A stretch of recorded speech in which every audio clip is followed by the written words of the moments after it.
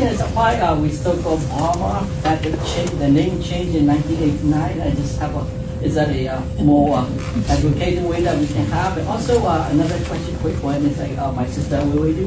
And then if we can mention about the people like started to hurt each other, and the other unarmed group. Then is that like any other evidence that you might know that RSO and AR, SA and organization like that, our community and people with their then any evidence or any stuff that coming up? And I didn't hear that you mentioned any of those. That, so I don't want to be that was a hidden one. Thank you. Okay, so Webenu, I'm going to ask you to just briefly explain Myanmar versus Burma and also answer that question, and then everybody else is going to have 30 seconds. Any last point you want to make to the audience? Just start there. Well, the Burma advocacy group. I'm sorry. I think Burma itself, the United States still use the term Burma, right? Burma and Myanmar is exactly the same, but it's a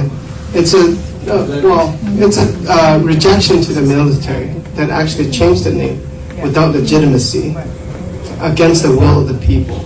At least no, I never use Myanmar. It's a total rejection to the military. Emotionally, spiritually, ideologically, we must reject. That's why I use the term Burma, not Myanmar. When people have a total assembly, I will use. Yeah, we will use Myanmar. Yeah, very similar. The same thing. Same thing. Yeah. Same reason. We're part of BAT. Thank you. I guess that question is resolved. Thank you, brother, for your question. And conflict in Arakan state right now is very complex.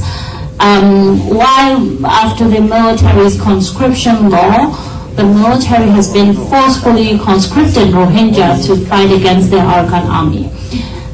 There are several thousands of people who have been already conscripted forcefully by force. There are maybe some very small number were incentivized to join.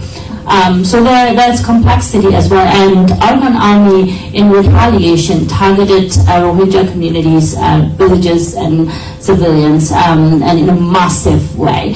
And in this crisis, there are also Arakan Rohingya Salvation Army and Rohingya Solidarity organizations are playing a role. They've been kind of activated. These groups by far now representing Rohingya. No Rohingya support them or believe that they represent them. They're not institutionalized armed group either. They're just similar as the criminal groups. But now they are also somehow, if they are representing Rohingya, they were never going to go and collaborate with military. Now they are also collaborating with military and benefiting economically, as well as fighting with the Arakan army. And they are also forcefully recruited Rohingya, even from the camps, Rohingya youth. And you see in the news, Rohingya women, mothers came out to protect their sons and their sons from recruitment of RSO to fight against the Rohingya. So the crisis as a whole in Rakhine State is different from the entire the military's attacks against the other, I think, groups and civilians across the country. So that is why it is very complex. Rohingya are not only targeted by military, but also Arakan Army, RSO,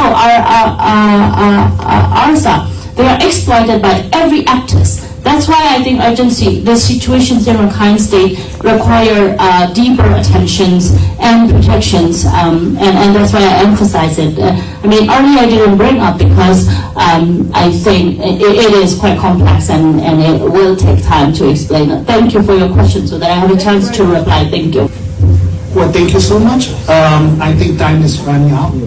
So my last action is NUG is, personally as the Minister for Human Rights, when I take a position, when I was assigned a position as the Minister for Human Rights, Minister for Human Rights stand for and work for the human, not for the government.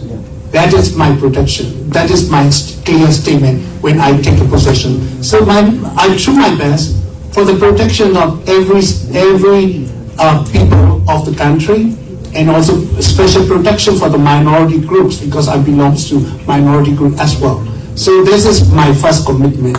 Now, working for the justice issue within ourselves, that is very important. While we are waiting for the justice system and justice available from the international, we have to build up our own justice systems, make everyone who committed crimes must be accountable for that. So we are doing our best for the protection in our control territory areas and justice available for anyone who human rights violations are violated by any players during an unconflict situation. This is my final.